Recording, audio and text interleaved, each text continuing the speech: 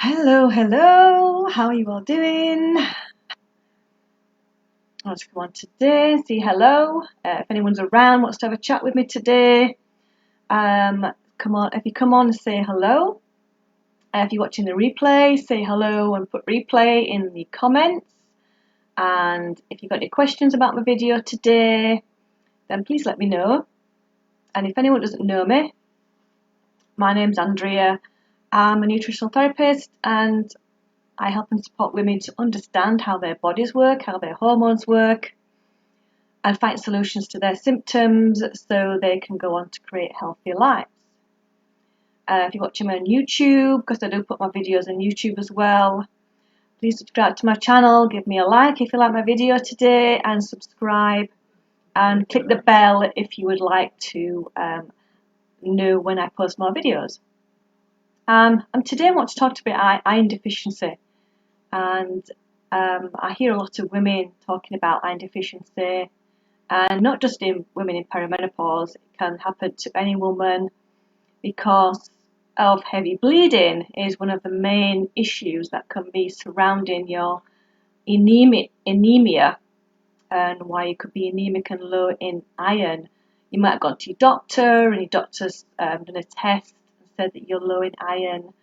And you might suspect that you're low in iron because you've got lots of fatigue, really extreme fatigue as is low iron because as well.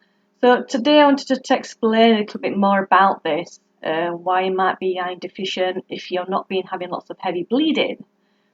As women can be more susceptible to low iron levels than men because of this, because we lose blood every month, your periods. And in perimenopause, it can become very, very heavy, and especially if you've got some estrogen dominance. Your estrogen is out of balance with progesterone, and that can create the heavy bleeding. It can be quite unpleasant for lots of women, to the point where you're having to set an alarm clock during the night to wake up to change your pads because you might wake up with blood all over your sheets, and that's not nice to live like that. So let's just explain a little bit more about iron. What it does, it works with, it's a carrier of oxygen in your blood. So it carries the oxygen around your body so you can breathe and you can function properly. And there's two types of iron, like I've put here. There's heme iron for meat, and there's non-heme iron, which is plants, all your vegetables and everything like that, and your fruits. For the different types of iron, and your body might be poor using iron, or you might have low iron because of blood loss as well. There's two different types.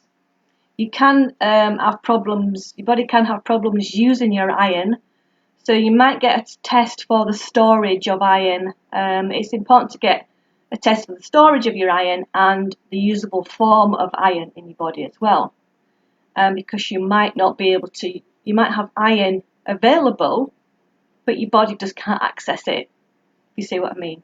And then you might have the low iron, especially if you've had a miscarriage or you've had lots of heavy bleeding. And you do store your iron. You store it in your liver, your bone marrow, your brain, your spleen, and you can store small amounts of it in your muscles as well. And this stored iron is called ferritin, and the usable form of iron is called transferrin, which is transported in your blood, and then it's taken to wherever your body needs it. So we're trying to explain the different types. Are you having low iron levels, or are you having problems utilizing your iron? So your doctor might prescribe some supplements of iron to help you with your low iron levels, which can be very beneficial, because a lot of the iron products that you can buy, they don't really help with extreme low iron levels. The iron supplements you can buy help to maintain your iron. It doesn't help when it's in really low. It's not enough to use these supplements, so it's important to get that stronger supplement from your doctor. But they can be really harsh on your digestive system, on your intestines, So a lot of the iron products can be really make you feel ill, make you feel sick, and they can cause constipation. So they can be really rough on your digestive system for iron supplements from your doctor, because they're quite strong. So how your body uses iron is your body carries iron around on a carrier, and that carrier is the mineral called copper. You've probably heard of all your minerals, your zinc, copper, potassium, sodium, all those are minerals, and it's carried around using copper, and it's bound up in what's called ceruloplasmin. Now, ceruloplasmin is what's released from your liver, and the copper binds to that, and then your iron will jump onto that copper, and that will carry it around your blood into where it needs to go. And what happens for that ceruloplasmin, your adrenal glands will send the signal to your liver to release that ceruloplasmin to make the magic happen so your body can use it. So you can see how your body might not be able to use it if you're not utilizing your copper properly in your body. So you could have iron floating around in your body, and it can compete with oxygen, with iron and oxygen, and it can cause some rust in your body.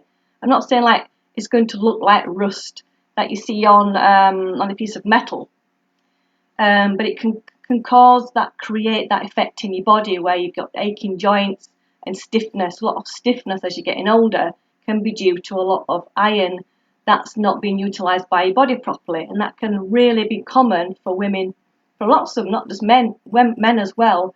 They can have too much iron that the body's not using.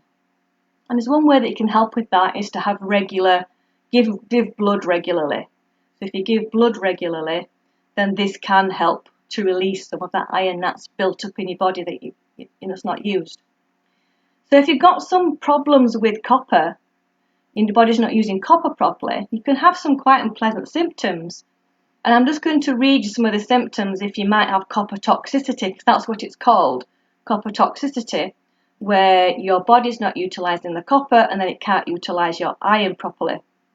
So you've got fatigue, spaciness, constipation, racing thoughts, PMS, headaches, can't sleep, you've got rashes, white spots on your fingernails, slow wound healing, so your wounds don't heal very quickly, you've got fibroids, infertility, because it can affect you getting pregnant as well, high estrogen, candida, you're prone to infections, because of candida overgrowth, because copper is what can help keep the yeast, the overgrowth of the candida, under control.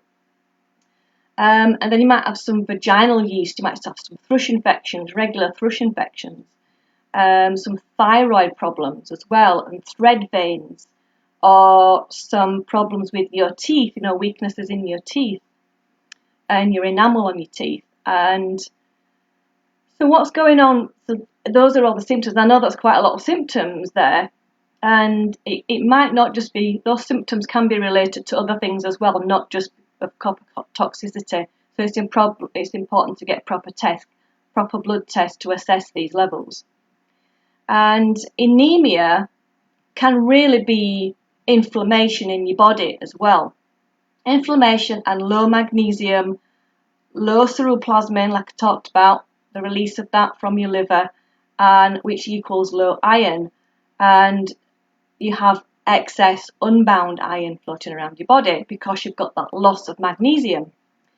And the pH of your cell as well can be acidic, and that can lead to inflammation, and that can lead to the low magnesium, because you lose magnesium under amounts of stress, and inflammation can be a stressor on your body, like I talk about stress a lot in my videos.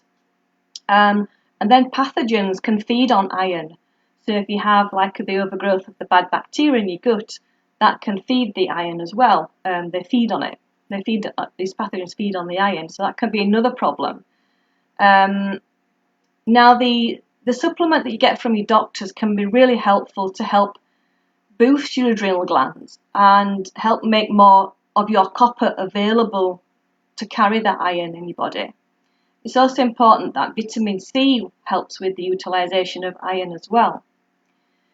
And it can reduce your anemia down. But like I say, it can be harsh on your digestive tract and cause constipation, and it can upset your stomach quite a lot, the iron supplementation. So what we really need to look at here is what is causing the inflammation, what's causing the loss of magnesium, balancing out your copper levels, and nourishing your adrenal glands. And through your diet, through what type of exercise you're doing, your lifestyle, all this could really help your body to utilize your iron correctly again. And with lots of nutrition and some herbs to help as well, can really get your body to use the iron again. So it's important to look at these two things. Are you truly deficient, or is it because your body is not using that iron properly in your body? So I hope that's explained it for you. I hope that's been beneficial, and you're understanding why your iron is deficient. If you've got any questions at all, please ask me.